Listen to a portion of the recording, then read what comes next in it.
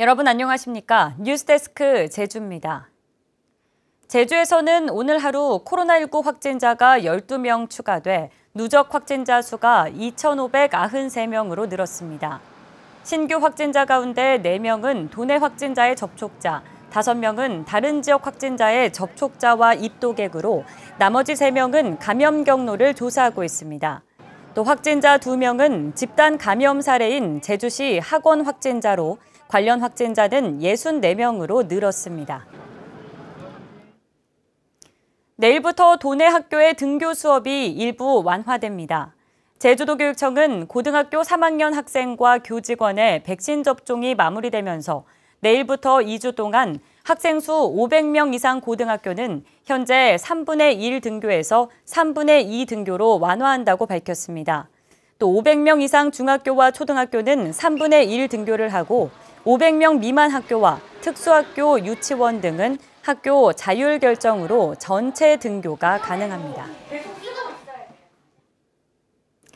제주시와 서귀포시 중문을 잇는 평화로에 새 휴게소 건립이 추진되고 있습니다. 그런데 휴게소 진입로가 평화로에서 곧바로 들고 날 수 있게 허가되면서 인근 주민들이 반발하고 있습니다. 김항섭 기자가 보도합니다. 제주시 에어릅 유사암리 부근 평화로. 제주시에서 서귀포 방면 도로 오른편으로 방음벽을 세워놓고 건물을 짓기 위한 땅 고르기 작업이 한창입니다. 한 개발업체가 지난 5월 해당 부지 9,400제곱미터에 음식점과 커피 전문점, 편의점 등을 갖춘 휴게소를 짓겠다며 건축 허가를 신청한 뒤 제주시가 허가하면서 본격적인 공사가 시작됐습니다. 그런데 문제가 된 것은 휴게소를 들고 나는 진입로. 제주시에서 서귀포 방면 평화로에서 곧장 진입할 수 있게 설계됐는데 휴게소 출구와 유사암리 상동으로 진입하는 도로 사이의 거리가 가깝다며 인근 주민들이 반발하고 나선 겁니다. 휴게소 출구가 만들어지는 지점과 유사암 마을로 차량이 진입하는 도로 사이의 거리는 불과 300m밖에 되지 않습니다. 안개가 굉장히 많이 발생되는 지역이에요, 여기.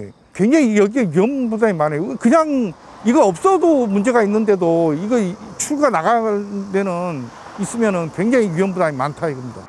이에 대해 해당 개발업체는 사고 위험 등에 대한 검토를 통해 지난 4월에 도로 연결 허가를 받았고 제주도도 관련 조례에 따라 감속과 가속차로 시설 기준을 충족해 문제가 없다고 밝혔습니다.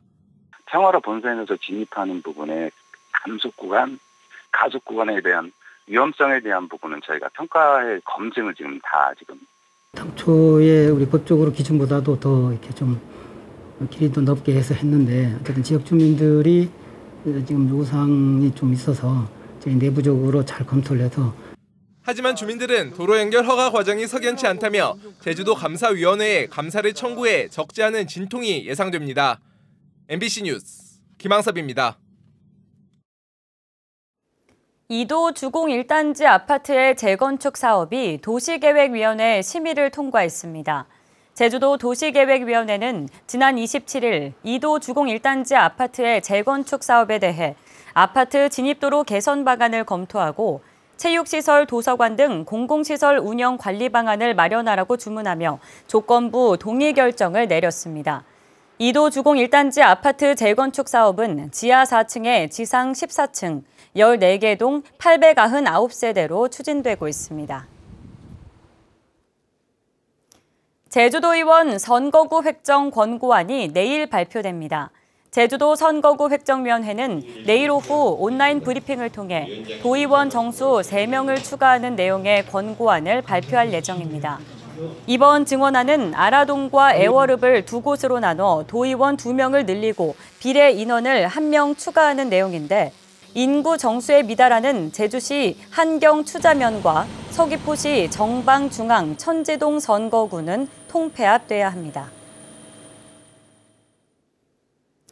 고늘마을 주민들이 화북천 하류 옛 물길을 복원해달라는 청원을 제주도의회에 제출한 것에 대해 제주환경운동연합은 성명을 내고 화북천 하류 복원은 제주도 하천관리 패러다임 전환의 시금석이 될 것이라고 밝혔습니다.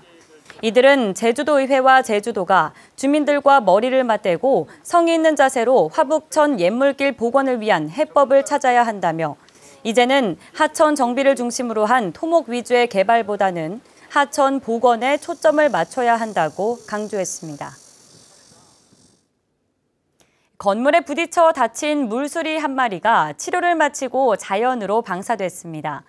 제주대 야생동물구조센터는 지난 24일 제주시 용담동에서 건물의 충돌에 입과 오른쪽 어깨 등을 다친 물수리 한 마리에 대한 치료를 마치고 제주시 도두동 해안에 방사했다고 밝혔습니다. 물수리는 주로 봄과 가을에 우리나라 전역에서 관찰되는 철새로 멸종위기 2급으로 지정돼 보호받고 있습니다.